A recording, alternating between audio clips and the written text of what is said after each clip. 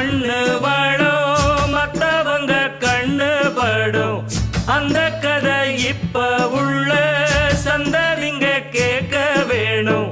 நம்முயிர்க்கு மேலே மானம் அறியாதே, மானம் இழந்தாலே வாழ தெரியாதே. பெருசெல்லாம் சொன்னாங்க, சொன்னபடி நின்னாங்க, குணத்தா